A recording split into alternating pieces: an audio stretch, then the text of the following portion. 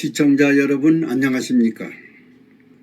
오늘 방송은 겸손과 양보하는 마음은 인격 완성의 절정이다란 제목으로 말씀을 드리겠습니다.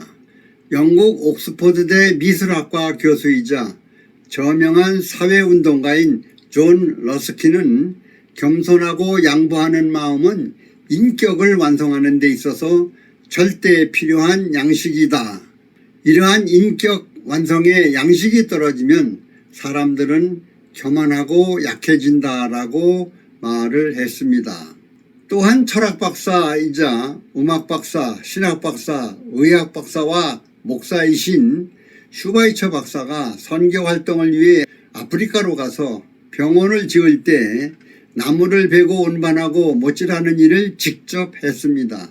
그때 혼자 그 많은 일들을 감당하기 어려웠던 슈바이처는 옆에 있던 한 청년에게 도움을 청했습니다. 그러자 그 청년은 저는 지식인이어서 그런 일을 할 수 없습니다. 그런 막일은 못 배운 사람들이나 하는 겁니다. 라고 대답을 했습니다. 이에 슈바이처는 다음과 같이 말을 했습니다. 나도 자네만 할 때는 그렇게 생각을 했다네. 그러나 웬만큼은 배웠다 싶으니까 이젠 아무 일이나 다 할 수 있겠더군. 세계의 성자로 추앙받고 있는 알버트 슈바이처 박사가 그 당시 지식인들이 꺼려하던 막일을 했다는 것은 그의 겸손을 보여주는 좋은 일례이기도 합니다. 다음은 제가 도산 인성학교 출판물 도서인 이야기 속에 답이 있다란 책을 읽고 공감을 하여 일화 어느 시어머니의 이야기를 소개합니다. 말로는 누구에게도 접은 적이 없는 교만한 할머니가 있었습니다. 이를테면 말빨이 아주 센 할머니였습니다. 그런데 할머니 집에 대학을 나온 똑똑한 며느리가 들어가게 되었습니다.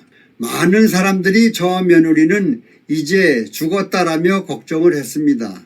며느리가 들어올 때 시어머니는 벼르고 별렀습니다.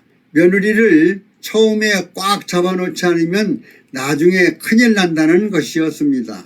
그래서 처음부터 시집살이를 시켰습니다. 생으로 트집을 잡고 일부러 모욕도 주었습니다. 그러나 며느리는 전혀 잡히지를 않았습니다. 왜냐하면 며느리는 그때마다 시어머니 발밑으로 내려갔기 때문이었습니다.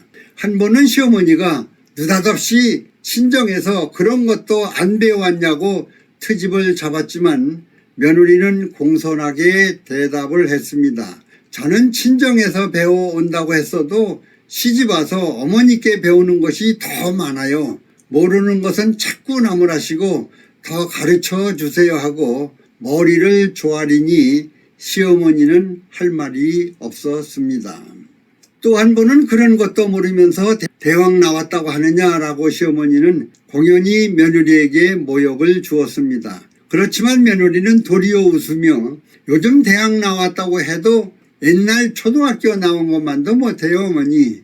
매사에 이런 식이니 시어머니가 아무리 찔러도 소리가 나지 않았습니다. 무슨 말대꾸라도 해야 큰 소리를 치며 나무라겠는데 이건 어떻게 된 것인지 뭐라고 한마디만 하면 그저 시어머니 발밑으로 기어들어가니 불안하고 피곤한 것은 오히려 시어머니 쪽이었습니다. 사람이란 그렇습니다.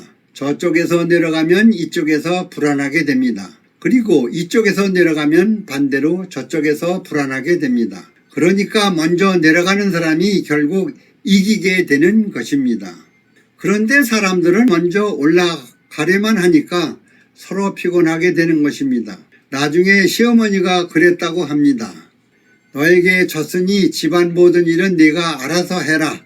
시어머니는 권위와 힘으로 며느리를 잡으려고 했지만 며느리가 겸손으로 내려가니 아무리 어른이라고 해도 겸손에는 이길 수 없었던 것입니다. 교만을 버리고 내려간다는 것은 쉬운 일은 아닙니다. 어떤 때는 죽는 것만큼이나 어려울 때도 있습니다. 그러나 세상에 겸손보다 더 큰 덕은 없습니다. 내려갈 수 있다면 그것은 이미 올라간 것입니다. 내려갈 수 있는 마음은 행복한 것입니다. 다른 일화로 조선시대 호조판서 김좌명이 하인 최수를 서리로 임명해 중요한 자리를 맡겼습니다.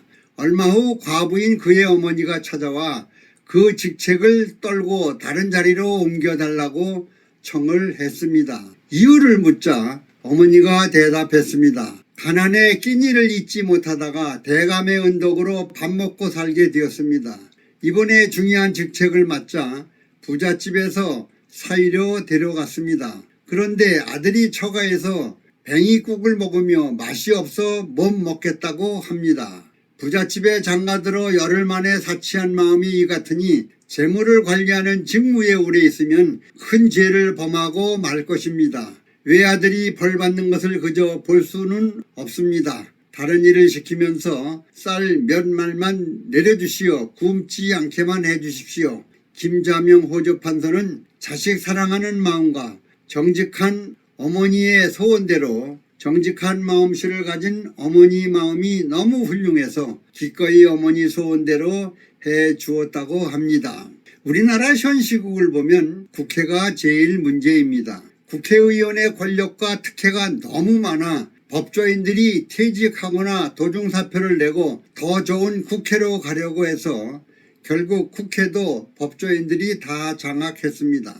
여당 야당도 다 법조인들이 장악했습니다. 그러니 법원에서 기울어진 판결이 의심될 수도 있는 것입니다. 학교 다닐 때 공부 제일 잘했던 사람들이 법조인이나 의사가 되었습니다. 그래도 의사들은 세계 최고 수준의 의술을 향상시키고 발전시켜 왔습니다.